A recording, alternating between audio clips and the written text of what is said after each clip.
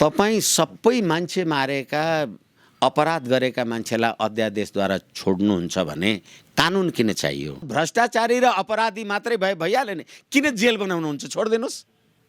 त्यसैले भोट हालेको कुराले गर्दाखेरि त्यो भोट हाल्नुमा के अपराधीलाई राज्य सत्ताले गिरफ्तार गर्नु थुन्नु हुँदैन भने हो? अहिले ज्यानमारा अपराधी अपहरणकर्ता सबैलाई तपाईँ सरकार बनाउने उद्देश्यका लागि अध्यादेश लिएर आउनुहुन्छ भने यो वास्तवमा लोक कल्याणकारी राज्य व्यवस्थाको व्यवस्थै होइन। भ्रष्टाचारीलाई भोट हालेर संसद सदस्य बनाउने को? ज्यानमारालाई भोट हाल्ने को? मूर्ति चोरलाई भोट हाल्ने को? ललिता निवास भ्रष्टाचार प्रकरणमा भोट हाल्नेलाई को? देश धर्मनिरपेक्ष भन्ने एकनाथ ढकाल जस्तो दक्षिण कोरियाकी हक जहानद्वारा होली वाइन खानका लागि सोल्टी होटलमा बसाउने मान्छेलाई संसद सदस्य बनाउने को हो? टिकापुर घटनामा मारिएका पुलिसका एसपी डीएसपी के आदि इत्यादि के थिए, बच्चा बच्चीहरू के, तिनीहरूको त्यो घर परिवार र तिनीहरूद्वारा प्रताडित मान्छेलाई के हुन्छ? अहिले तपाईँले जो मान्छेहरूलाई जसको अभियोग फिर्ता लिनका लागि यो अध्यादेश ल्याउँदै हुनुहुन्छ, तपाईँको बाउ मारेको रहेछ, तपाईँको परिवारमा के हुन्छ? तपाईँको आमा बलात्कार गरेको रहेछ, तपाईँको बहिनी बलात्कार गरेको रहेछ, अनि तपाईँसँग करोडौँ लुट गरेको रहेछ, अब के हुन्छ त? लुट गर्नुहोस् त्यसो भने। होइन भनेदेखि हिंसात्मक क्रियाकलापमा संलग्नलाई त तपाईँले कारबाही पो गर्नु पर्यो। हिंसात्मक क्रियाकलापमा संलग्नलाई उन्मुक्ति दिनको लागि अध्यादेश लिएर आउने, फेरि पार्लियामेन्टको बैठक त भरे भोलि पर्सि 2 दिन 4 दिन 5 दिनमा बस्दैछ। बम ब्लास्ट गरेर हत्या बलात्कार गरेर जुन पीडित भएका परिवार छन् तिनीहरूले के न्याय पाउने? अनि अहिले मानवाधिकार, यो मानवाधिकार हो कि मानवधिकार हो थाहा छैन, तर यो मानवाधिकार भन्नेले अब अहिले चिठी लेखेर सोधिराखेको छ। मानवाधिकार चिठी लेखेर यसलाई सोध्दैछ सरकारलाई, यो तिमीले के गरेको? सरकार राष्ट्रपतिकोमा अध्यादेश पठाउँदैछ। कसरी पठाउँदैछ? असंवैधानिक मन्त्री परिषद। जो मान्छे मन्त्री हुनैलाई योग्य छैन, अयोग्य भनिसके, तिनैको निर्णयलाई लिएर अध्यादेश लिएर आउनुहुन्छ। योभन्दा ठुलो अर्को गाई जात्रा संसारका अगाडि, योभन्दा ठुलो नेपाली जनताको मानवाधिकार, विधिको शासन र यो संविधानप्रति यो शिर झुकाउनु लज्जा बोधको कुरा योभन्दा बाहेक अर्को हुन सक्दैन। राष्ट्रपतिजीलाई मेरो त मैले यो आम सञ्चार मार्फत भन्ने हो, मेरो पहुँचको कुरा होइन। यो वास्तवमा अध्यादेश आफै नै असंवैधानिक छ, त्यसैले मन्त्री परिषद आफै असंवैधानिक छ। त्यो असंवैधानिक मन्त्री परिषदले बनाएको अध्यादेश त्यो आफै असंवैधानिक हुँदा असंवैधानिक कुरालाई राष्ट्रपतिले छाप लगाएर वैधानिक बनाउनु पर्दैन। हुम्लाबाट चुनाव जित्नु भएको छ छिरिङ डुमडुल लामा भन्ने माओवादी, 1200 वर्ष पुरानो मूर्ति चोरीको 72 सालमा भएको मधेसको आन्दोलनमा थमन विक भन्ने प्रहरी सहायक निरीक्षकलाई लौराले कुटेर मार्ने मान्छे, अनि त्यस्तो मान्छेलाई उम्मेदवार बनाउने नेकपा एमाले, अनि त्यसलाई तँ निर्वाचन लड्न योग्य छस् भन्ने निर्वाचन आयोग, अनि फरार सूची हो भनेर भन्ने, अनि त्यहाँबाट वारेसद्वारा तपाईँ निर्वाचन लड्ने, विजय जुलुसमा त्यो लक्ष्मी महतो कोइरी आफै हिँड्दाखेरि पुलिसले गिरफ्तार नगर्ने। वाह, यो देशको गणतन्त्र। अनि त्यो अपराधीहरूलाई पनि उन्मुक्ति दिनका लागि अध्यादेशले। रेशम चौधरीजी, लक्ष्मी महतो कोइरी जुन प्रहरीलाई मारेर फरार सूचीमा छन् भन्दैछ, लक्ष्मी महतो कोइरी, अनि त्यहाँबाट टेकबहादुर गुरुङ भ्रष्टाचारका जे कुरा, अनि त्यहाँबाट यी सबै कुरा हो भने त नेपाली जनताले भ्रष्टाचारी, अपराधी, ज्यानमारा र हत्याराहरू भन्दा बाहेक अरू चाहिँदैन भने हो त? होइन भनेदेखि तपाईँका कार्यकर्ता आए होला, तपाईँका कार्यकर्ता गए होला, तर के हो भने यस्तै हुन्छ त। त्यसो हो भने तपाईँ ज्यानमाराहरूका लागि चाहिँ राज्य सत्ता खाली गर्नुहोस् न त। अहिले राष्ट्रपतिले नेपाल सरकारको प्रधानमन्त्रीलाई जानकारी माग्नु पर्यो, तपाईको क्याबिनेटले यो जुन निर्णय गरेर अध्यादेश ल्याउने भन्नुभएको छ, तपाईको मन्त्री परिषदमा बसेका बालकृष्ण खाँड, जीवनराम श्रेष्ठहरू प्रतिनिधि सभाको निर्वाचनमा पराजित भएपछि मन्त्री नै हुन पाइँदैन, त्यस्ताले बनाएको अध्यादेशको के संवैधानिकता छ भनेर सोध्नु पर्यो नि त राष्ट्रपतिले। अनि शेरबहादुर देउवाले भन्नु होला होइन अहिले त केयरटेकर गभर्मेन्ट हो भने, केयरटेकर गभर्मेन्ट हो भने त तपाईँलाई त नेपाली जनताले पराजित गरे नि। तपाईँ आफै प्रधानमन्त्री चुनाव त जित्नुभयो, हालाकि आरजु देउवाले हेलिकप्टर चढ्ने भन्दा बाहेक अरूलाई भोट नदिनु भनेको थियो, अब हेलिकप्टर चढ्ने ककलले जितेको नि। तर तपाईँ आफै पनि अहिले संसद सदस्य होइन, संसदको बैठकै बसिया छैन, तपाईँ के हो संसद सदस्य? तपाईँ आफै जब केयरटेकर हुनुहुन्छ तपाईँले अध्यादेश ल्याउन मिल्छ? यस्तै हुन्छ नेपाली जनताको राजकीय सत्ता र सम्प्रभु सत्ता, जसको नागरिकताको बारेमा विवाद छ, जो भ्रष्टाचारको बारेमा चुर्लुममा डुबेका छन्, जो मधेस इज नट नेपाल भन्ने सिके राउतहरू राष्ट्रको सत्ताको मूलधारमा आएका छन् भनेका छन्, अनि त्यहाँबाट नेपालीहरूलाई झोला भारी बोकाएर अरबको खाडीमा पठाउनु भएको छ। नागरिकता विधेयक पास गरेर रोटी र बेटी भनेर पारीबाट नागरिक मान्छे लिएर आउनु भएको छ। अनि अग्निपथ भनेर यहाँका युवाहरूलाई भारतीय सेनामा लडाइँ लड्न पठाउनुहुन्छ। त्यही भारतले लिपुले कालापानी र लिम्पियाधुरा मिच्छ। अनि यही शेरबहादुर देउवा खड्गप्रसाद ओलीलाई तिमी सेना लिएर युद्ध गर्न जाऊ भने भन्छ। यो देश हो। अनि यस्ता यी अध्यादेश, यी विधेयक, यी कानुन केही अर्थ छैन। नेपाली जनताले त तपाईहरू कुनै पनि पार्टीलाई सरकार बनाउनलाई अनुमति दिएको छैन। यसकारण तपाईको गठबन्धन, तपाईको ठगबन्धनलाई पनि नेपाली जनताले मत दिएनन्। विपक्षी तर्फबाट रहेर आफू संवैधानिक राज संस्थाको पक्षधर हुने अनि केपी शर्मा ओलीजीको बाछो भएर त्यो माउले बाछो डोर्याएर लिएर आएर फेरि अर्को राजतन्त्रवादी र गणतन्त्रवादीको ठगबन्धन गर्ने, त्यसलाई पनि नेपाली जनताले मतदान गरेनन्। हिजो प्रतिनिधि सभाको निर्वाचनै नटुङ्गिँदैखेरि भारतीय राजदूत नवीन श्रीवास्तव लगायतका अमेरिकन राजदूत, युरोपियन युनियन लगायतका शक्तिहरूले यी शक्तिहरूलाई भेटेर जे कुरा गरेका छन्, गरे होला, जे भने होला भने निर्वाचनको नतिजा नआउँदै हाम्रो देशको सरकार बन्ने कुरामा चासो विदेशी शक्तिले राख्यो भने निर्वाचनमा पनि विदेशी शक्तिको चासो रहेछ भन्ने कुरा प्रमाणित हुन्छ। त्यसैले नेपाली जनता त यी भोट हाल्ने मेसिन भन्दा बाहेक केही भएनन्। आजै वेब सर्फरको फाइबर नेट र आइपीटीभी जडान गर्नुहोस् र बिना रुकावट कतार विश्वकप फुटबलको खेलहरू हेरी रमाइलो लिनुहोस्। वेब सर्फर अब घर घरमा फाइबर नेट र आइपीटीभी। For more details, visit www.websurfer.com.np। वैदिक आयुर्वेद सेवा प्रणालीले हिमाल, पहाड, तराईबाट जडीबुटीहरू संकलन गरी आफ्नै प्रशोधन केन्द्रबाट तयार गरिएका जडीबुटीबाट उपचार गरी हजारौं नयाँ तथा पुराना दीर्घ रोगीहरूलाई पुनर्जन्म दिइसकेको छ।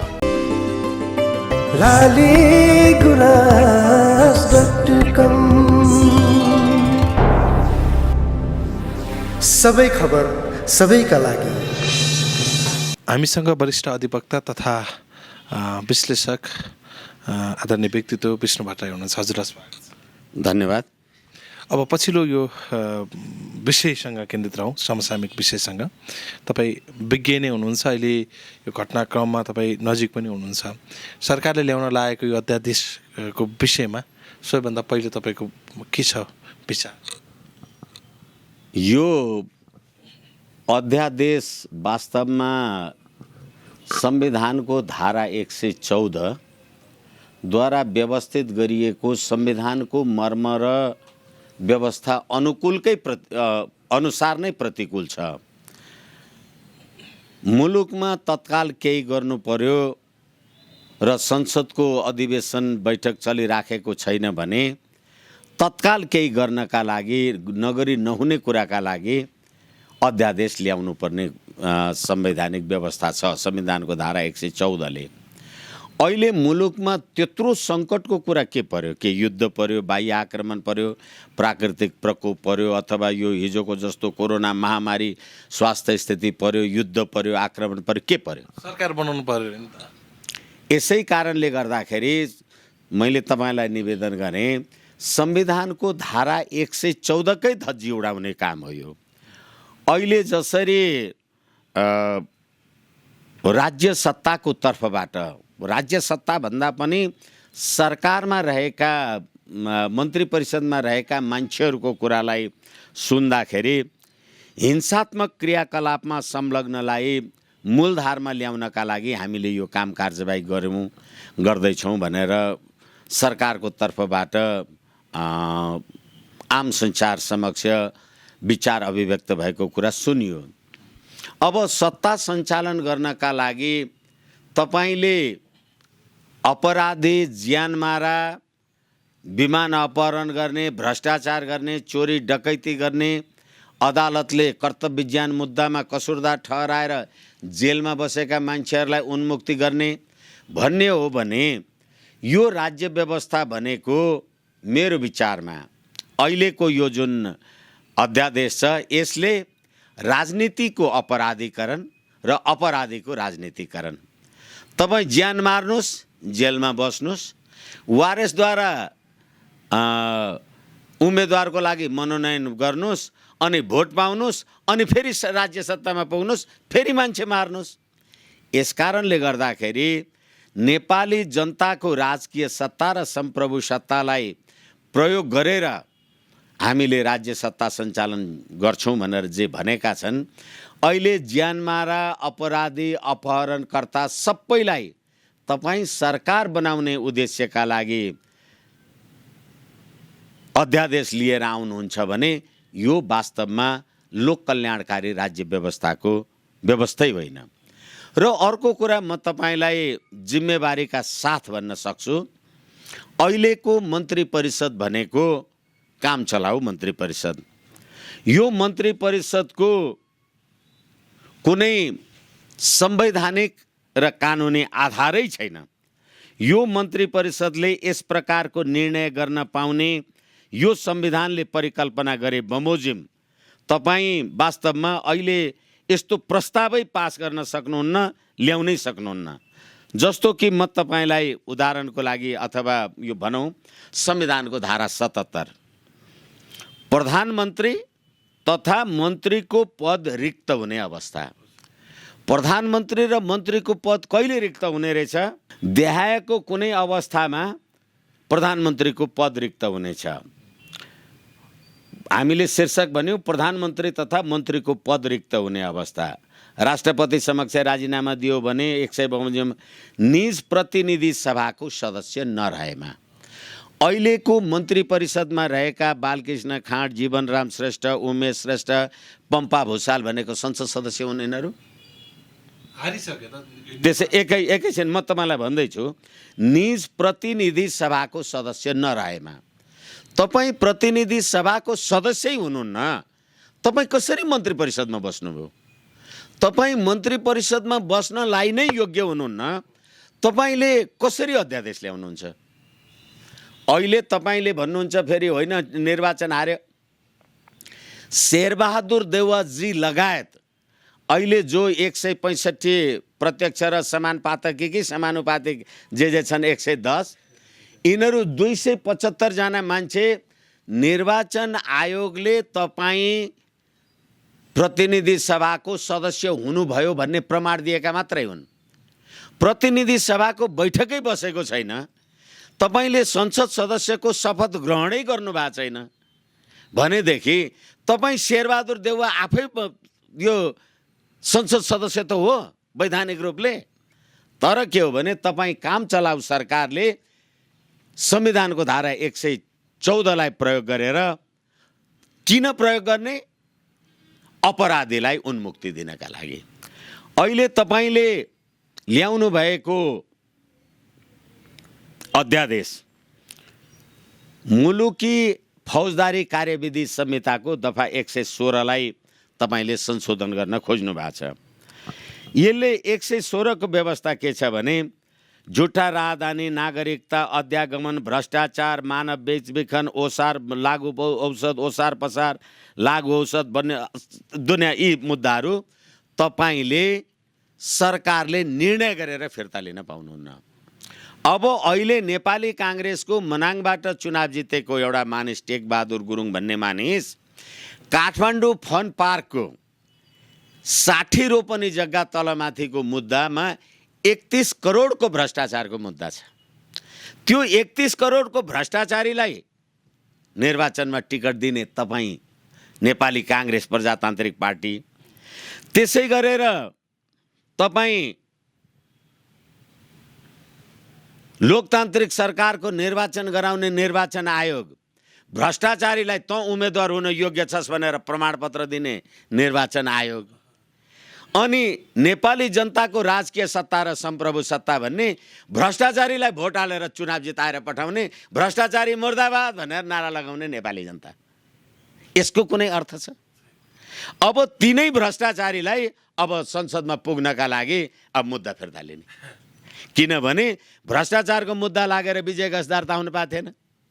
अब लक्ष्मी महतो कोइरी भन्ने अर्को सिराहाबाट चुनाव जितेको मान्छे हुनुहुन्छ कर्तव्य ज्ञान मुद्दामा। कर्तव्य ज्ञान मुद्दा पनि 72 सालमा भएको मधेसको आन्दोलनमा थमन विक भन्ने प्रहरी सहायक निरीक्षकलाई लौराले कुटेर मार्ने मान्छे, अनि त्यस्तो मान्छेलाई उम्मेदवार बनाउने नेकपा एमाले, अनि त्यसलाई तँ निर्वाचन लड्न योग्य छस् भन्ने निर्वाचन आयोग, अनि फरार सूची हो भनेर भन्ने, अनि त्यहाँबाट वारेसद्वारा तपाईँ निर्वाचन लड्ने, विजय जुलुसमा त्यो लक्ष्मी महतो कोइरी आफै हिँड्दाखेरि पुलिसले गिरफ्तार नगर्ने। वाह, यो देशको गणतन्त्र। अनि त्यो अपराधीहरूलाई पनि उन्मुक्ति दिनका लागि अध्यादेश ल्याउने, यो नेपाली जनताको शासन हो। यो यस्तो पनि कुनै शासन व्यवस्था हुन्छ? अब त्यसै गरेर हुम्लाबाट चुनाव जित्नु भएको छ छिरिङ डुमडुल लामा भन्ने माओवादी, 1200 वर्ष पुरानो मूर्ति चोरीको मन, अनि सबै अपराधीलाई भोट हालेर राज्य सत्तामा ल्याउने यो आम सञ्चार विधिको शासन, जनता सुसूचित हुने लोकतन्त्र, तपाईँको राइट टु लाइफ। मान्छे मार्नुहोस्, जेलमा बस्नुहोस्, अनि उहाँ जेलबाट चुनाव लड्नुहोस्, अनि चुनाव जित्नुहोस्, फेरि छुट्नुहोस्, फेरि आउनुहोस्, फेरि भ्रष्टाचार गर्नुहोस्, फेरि मान्छे मार्नुहोस्। यो अराजकता, यो जस्तो चरम राज्य शक्तिको दुरुपयोग, अराजकताको कुनै अवस्थै छैन। अब तपाईँले यो भन्दै गर्दा जस्तो अब अहिले 3 व्यक्तिको लागि यो अध्यादेश आइएको छ भन्ने प्रश्न देखिन्छ। जस्तो सत्तामा ल्याउनका लागि रेशम चौधरी र सिके राउतको लागि सहज, अनि सँगै विप्लवलाई पनि एउटा तारमा राखिएको छ, विप्लव कार्यकर्ताहरूलाई रिहाई गर्न, र सँगै प्रष्ट रूपमा भनियो भने मूलधारको राजनीति गर्नका लागि सहज बनाउन यो बाटो ऐलाएको हो भनेर हिजै ज्ञानेन्द्र कार्कीले भनिसक्नु भएको छ। प्रष्ट उहाँहरूको विचार आइरहँदाखेरि अब तपाईँले भनिसक्नुभयो यो सबै आफ्नो व्यक्तिगत स्वार्थका लागि यी कामहरू भइरहेछ, ताकि जनताहरूका लागि नभएर आफ्नो व्यक्तिगत फाइदाका लागि भन्ने एक खालको विचार राखिरहनु भएको छ। अब राज्य सत्ताले गरेको निर्णय सबै मान्नुपर्ने हो त जनताले? भ्रष्टाचारीलाई भोट हालेर संसद सदस्य बनाउने को, ज्यानमारालाई भोट हाल्ने को, मूर्ति चोरलाई भोट हाल्ने को, ललिता निवास भ्रष्टाचार प्रकरणमा भोट हाल्नेलाई को, देश धर्मनिरपेक्ष भन्ने एकनाथ ढकाल जस्तो दक्षिण कोरियाकी हक जहानद्वारा होली वाइन खानका लागि सोल्टी होटलमा बसाउने मान्छेलाई संसद सदस्य बनाउने को हो? यो सम्पूर्ण कुराले गर्दा यो नेपाली जनताको विधिको शासन हो। र फेरि अहिले हिंसात्मक क्रियाकलापमा संलग्नलाई मूलधारमा ल्याउने भने, त्यसो भने भोलि तपाईँ पनि मान्छे मार्नुहोस्, अनि फेरि हिंसात्मक क्रियाकलापमा मूलधारमा ल्याउने कुरा गर्नुहोस्। अहिले एमसिसीको कार्यान्वयन गर्नुपर्ने छ। अमेरिकाको वर्तमान कानुन र भविष्यमा बन्ने नीतिको उल्लङ्घन गर्न पाइने छैन भनेर लेखेको कुराले नेपालको सम्प्रभुता अमेरिकाको पोल्टामा पर्यो भनेर चिठी लेख्ने यिनै ज्ञानेन्द्र बहादुर कार्की हुन्। तपाईँको देशको सम्प्रभुता अमेरिकाको पोल्टामा पुगेको देख्ने मान्छे, तिनैलाई लाइन लागेर भोट हाल्ने नेपाली जनता, तपाईँलाई राष्ट्रियता चाहिएको छ? अनि अहिले तपाईँले भने जस्तै अब यो टिकापुर घटना भन्नुहोस्, अथवा सिके राउत भन्नुहोस्, अथवा यो विप्लवहरू भन्नुहोस्, अहिले तपाईँले जो मान्छेहरूलाई जसको अभियोग फिर्ता लिनका लागि यो अध्यादेश ल्याउँदै हुनुहुन्छ, तपाईँको बाउ मारेको रहेछ, तपाईँको परिवारमा के हुन्छ? तपाईँको आमा बलात्कार गरेको रहेछ, तपाईँको बहिनी बलात्कार गरेको रहेछ, अनि तपाईँसँग करोडौँ लुट गरेको रहेछ, अब के हुन्छ त? लुट गर्नुहोस् त्यसो भने। होइन भनेदेखि हिंसात्मक क्रियाकलापमा संलग्नलाई त तपाईँले कारबाही पो गर्नु पर्यो। हिंसात्मक क्रियाकलापमा संलग्नलाई उन्मुक्ति दिनको लागि अध्यादेश लिएर आउने, फेरि पार्लियामेन्टको बैठक त भरे भोलि पर्सि 2 दिन 4 दिन 5 दिनमा बस्दैछ। नेपाली जनताले के भन्छन्? नेपाली जनताले त मैले अघि भनिहालेँ, नो नट अगेन जतिसुकै भने पनि यिनै भ्रष्टाचारीहरूलाई मत त दिए, तर सङ्ख्यामा जुन घटबड भएको छ, अहिले पार्लियामेन्ट त कसैको पनि पक्षमा सरकार बनाउन शक्ति त छैन। कसैको पक्षमा फेरि अहिले कुरा गर्दाखेरि तपाईँ सरकार सत्ता जनताले मान्नुपर्छ भन्नु, 61% मतदान भयो, अनि 39% त मतदान भएन। रोल्पामा 40% मत खस्यो, अनि गोर्खामा 46% मत खस्यो। मैले तपाईँलाई यो 2टा जिल्ला किन भनिराखेको छु भने नेपालमा सङ्घीय लोकतान्त्रिक गणतन्त्र बनाउनका लागि तपाईँले रोल्पाबाट जनयुद्ध सुरु गर्नुभएको थियो। आज 1.5 दशक पुग्दाखेरि त रोल्पाली जनताले 40%ले मात्रै भोट हाले नि, 60%लाई त गणतन्त्र चाहिएन छ। त्यसै गरेर प्रचण्डलाई पनि गोर्खामा 46% मत खस्यो, उनी निर्वाचन लडेको क्षेत्रमा त अब होला 12-15 हजार भोट कतिले उहाँले जित्नुभयो होला, तर के हो भने गणतन्त्रको नायिके हुँ भन्नेलाई पनि त फेरि त्यहाँ पनि त मत त दिएनन्। यसै कारण तर फेरि तिनीहरू निर्वाचित भएर आइसकेका छैन, सबै अपराधीलाई छोडिदिने। अनि अहिले तपाईँले बम ब्लास्ट गरेर हत्या बलात्कार गरेर जुन पीडित भएका परिवार छन् तिनीहरूले के न्याय पाउने? अनि अहिले मानवाधिकार, यो मानवाधिकार हो कि मानवधिकार हो थाहा छैन, तर यो मानवाधिकार भन्नेले अब अहिले चिठी लेखेर सोधिराखेको छ। मानवाधिकार चिठी लेखेर यसलाई सोध्दैछ सरकारलाई, यो तिमीले के गरेको? सरकार राष्ट्रपतिकोमा अध्यादेश पठाउँदैछ। कसरी पठाउँदैछ? असंवैधानिक मन्त्री परिषद। जो मान्छे मन्त्री हुनैलाई योग्य छैन, अयोग्य भनिसके, तिनैको निर्णयलाई लिएर अध्यादेश लिएर आउनुहुन्छ।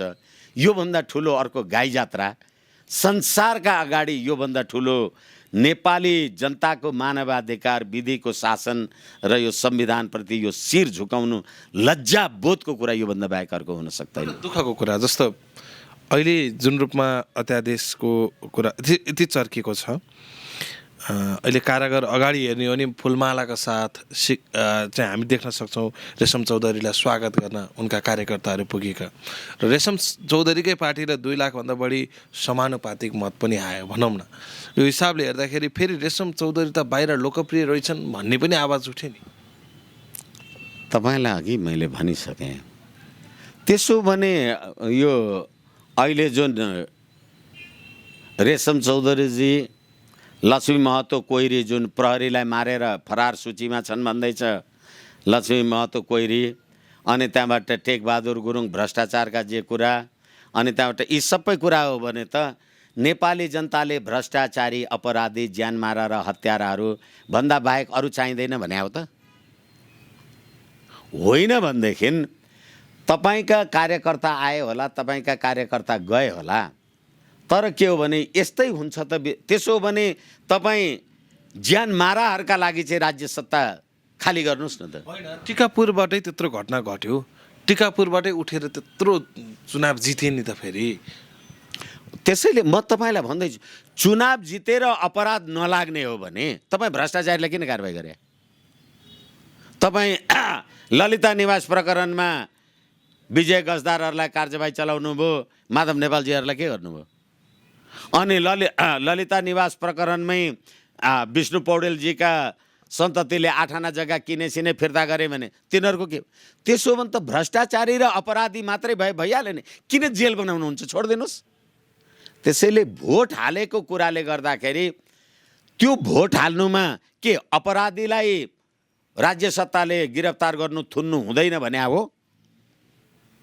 होइन भनेदेखि त्यो टिकापुर घटनामा मारिएका त्यो पुलिसका एसपी डिएसपी के आदि इत्यादि के थिए, बच्चा बच्चीहरू के, तिनीहरूको त्यो घर परिवार र तिनीहरूद्वारा प्रताडित मान्छेलाई के हुन्छ?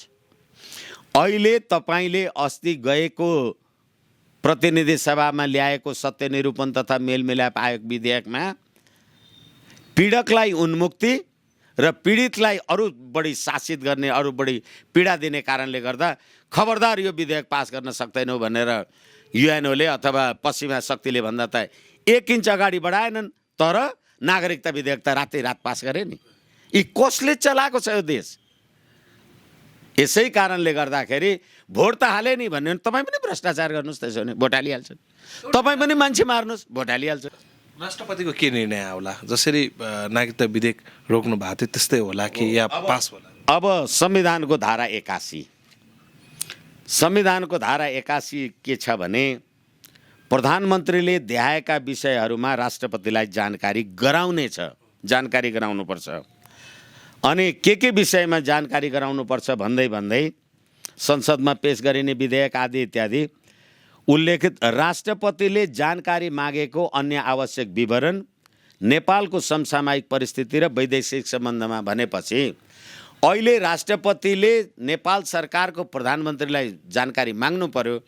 तपाईको क्याबिनेटले यो जुन निर्णय गरेर अध्यादेश ल्याउने भन्नुभएको छ, तपाईको मन्त्री परिषदमा बसेका बालकृष्ण खाँड, जीवनराम श्रेष्ठहरू प्रतिनिधि सभाको निर्वाचनमा पराजित भएपछि मन्त्री नै हुन पाइँदैन। त्यस्ताले बनाएको अध्यादेशको के संवैधानिकता छ भनेर सोध्नु पर्यो नि त राष्ट्रपतिले। अनि शेरबहादुर देउवाले भन्नु होला होइन अहिले त केयरटेकर गभर्मेन्ट हो भने, केयरटेकर गभर्मेन्ट हो भने त तपाईँलाई त नेपाली जनताले पराजित गरे नि। तपाईँ आफै प्रधानमन्त्री चुनाव त जित्नुभयो, हालाकि आर्जु देउवाले हेलिकप्टर चढ्ने भन्दा बाहेक अरूलाई भोट नदिनु भनेको थियो। अब हेलिकप्टर चढ्ने ककलले जितेको नि। तर तपाईँ आफै पनि अहिले संसद सदस्य होइन, संसदको बैठकै बसिया छैन, तपाईँ के हो संसद सदस्य? तपाईँ आफै जब केयरटेकर हुनुहुन्छ तपाईँले अध्यादेश ल्याउन मिल्छ? तपाईँ फुल फ्लेजेड प्राइम मिनिस्टर हुनुहोस् न। तर यो जीवन चल्दो रहेछ। अब अघि नै तपाईँले भनिहाल्नु, तर जनताले भोट हाल्यो। अब जनताले भोट हाल्यो भने ज्यान मारला होला। अब त्यसो भने बलियाले मार्नुहोस्, एकछिनलाई मान्नुहोस्।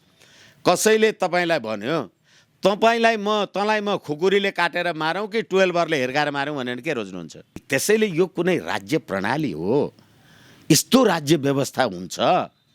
यस्तै हुन्छ नेपाली जनताको राजकीय सत्ता र सम्प्रभु सत्ता, जसको नागरिकताको बारेमा विवाद छ, जो भ्रष्टाचारको बारेमा चुर्लुममा डुबेका छन्, जो मधेस इज नट नेपाल भन्ने सिके राउतहरू राष्ट्रको सत्ताको मूलधारमा आएका छन् भनेका छन्।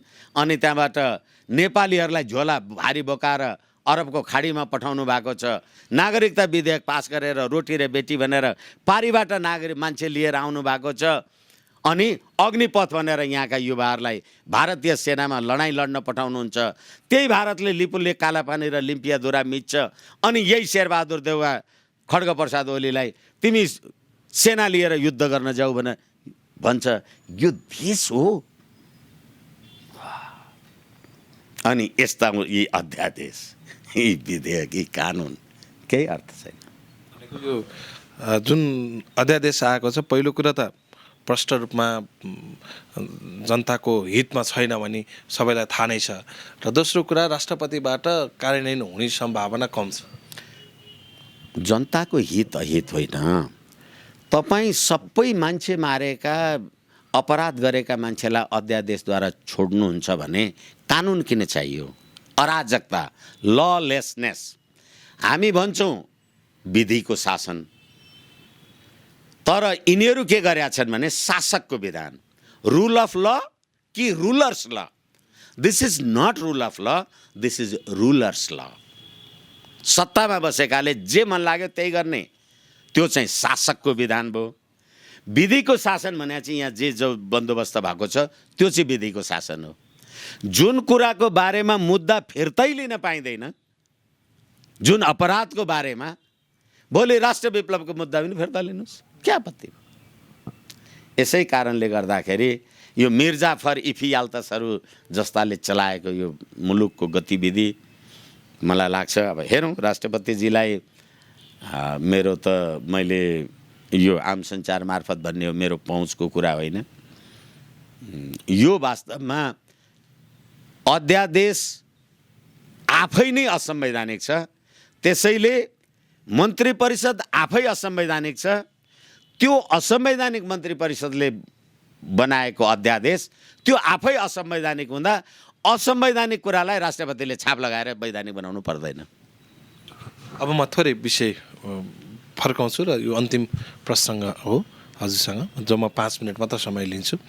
सबै यसको विचारहरू तपाईँको आइहाल्छ। अब यो गठबन्धनसँग केन्द्रित रहेर जोड्यौँ न। अब तपाईँ विश्लेषक भएको नाताले पनि अबको सत्ता कसको हातमा रहन्छ?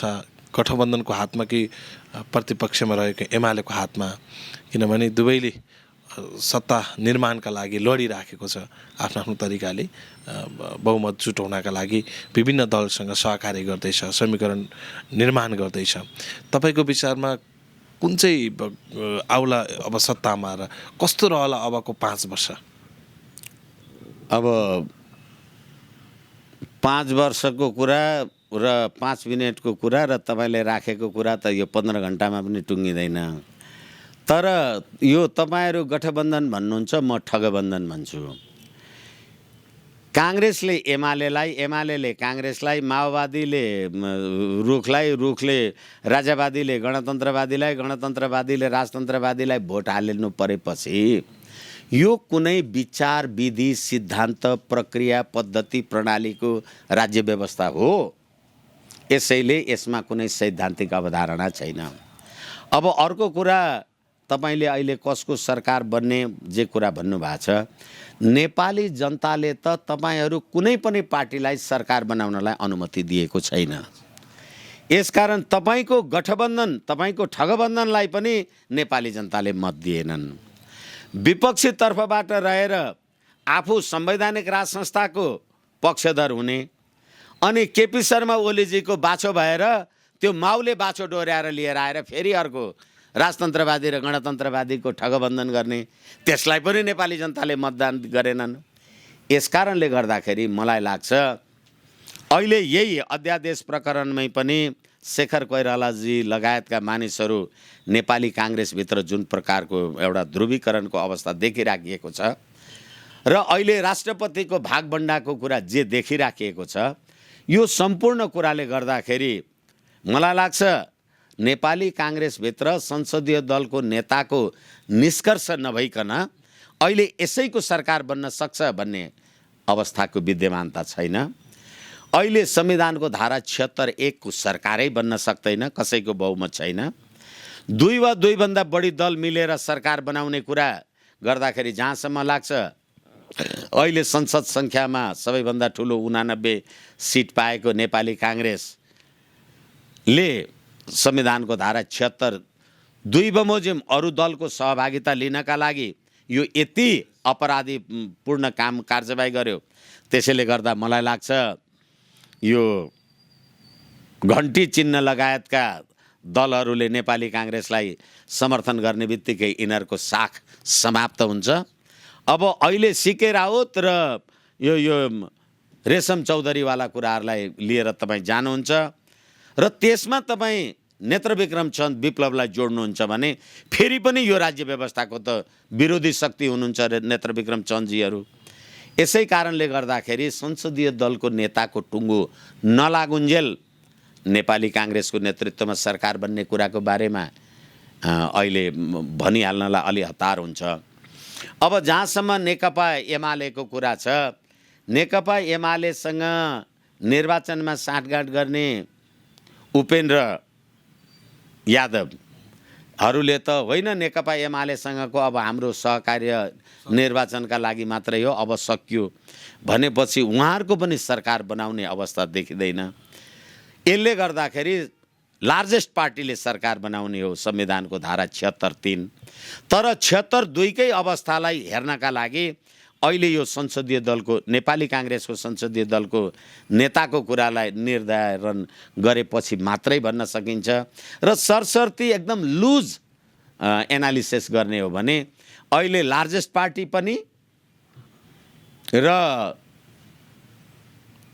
एजेन्डा मिलेको हिसाबमा हामी नेपाली काङ्ग्रेससँग सहकार्य गर्छौँ पनि भनेको कारणले गर्दाखेरि मलाई लाग्छ नेपाली काङ्ग्रेसकै नेतृत्वमा गठबन्धनको ठगबन्धनको सरकार त बन्ला, तर त्यो बनेको सरकारले प्रतिनिधि सभामा जुन 20 दिनमा विश्वासको मत लिनुपर्छ, मलाई लाग्छ हिजो प्रतिनिधि सभाको निर्वाचनै नटुङ्गिँदैखेरि भारतीय राजदूत नवीन श्रीवास्तव लगायतका अमेरिकन राजदूत, युरोपियन युनियन लगायतका शक्तिहरूले यी शक्तिहरूलाई भेटेर जे कुरा गरेका छन्, गरे होला, जे भने होला भने निर्वाचनको नतिजा नआउँदै हाम्रो देशको सरकार बन्ने कुरामा चासो विदेशी शक्तिले राख्यो भने निर्वाचनमा पनि विदेशी शक्तिको चासो रहेछ भन्ने कुरा प्रमाणित हुन्छ। त्यसैले नेपाली जनता त यी भोट हाल्ने मेसिनभन्दा भए केही भएनन्। अब त्यसको संरक्षकत्व अथवा त्यसको हिसाब किताबले के कुरा रहन्छ अहिले भन्न सक्ने अवस्था छैन। होइन अब मूर्ति चोर अथवा ज्यानमारा यिन भ्रष्टाचारी यिनैको सरकार बनाउनलाई यस्तै अध्यादेशवाला सरकार बन्ने हो भने कुन अपराधीको सरकार बन्छ ठेगान छैन। महत्त्वपूर्ण समय र साथको लागि धन्यवाद। हस्, धन्यवाद। विश्वको पुरानो तथा सम्पूर्ण चिकित्सा पद्धतिको जननी आयुर्वेद, संसारकै शक्तिशाली जडीबुटी नेपाली जडीबुटी। जब नेपाली जडीबुटी जुनसुकै रोगको उपचारमा प्रयोग हुन्छ अनि हासिल हुन्छ जस्तो सुकै रोगमा पनि सफलता। यिनै नेपाली जडीबुटीको महत्त्व बुझेको वैदिक आयुर्वेद सेवा प्रणालीले हिमाल, पहाड, तराईबाट जडीबुटीहरू सङ्कलन गरी आफ्नै प्रशोधन केन्द्र अर्थात् औषधि उद्योगबाट तयार गरिएका जडीबुटीबाट उपचार गरी हजारौं नयाँ तथा पुराना दीर्घ रोगीहरूलाई पुनर्जन्म दिइसकेको छ। दर्शकबिन, आज हामीले गैंडाकोट 7 निवासी धनकुमारी सापकोटाको बात, युरिक एसिड, हातखुट्टा पोल्ने, झमझमाउने, सुन्निने रोगका कारण विगत 30 वर्षदेखि कष्टकर जीवन जिउँदै आउनु भएको तर वैदिक आयुर्वेदमा उपचार गराइसकेपछि सफलतापूर्वक निको भएका सफलताको कथा लिएर उपस्थित भएका छौँ। मेरो नाम धनकुमारी हो। यो नवलपुर 7 नम्बर वडा हो। मलाई चाहिँ अब शरीर दुख्थ्यो क्या, सबै यो चिसाले हो क्या, घाँटीको नसा दुख्थे, पाखुरो चल्दैन थियो, यो देउरे घुँडो यसो फुलेको थियो। अहिले शरीरै फुलेको थियो, अहिले त सन्चो भइन्छ, मलाई ठिक भयो।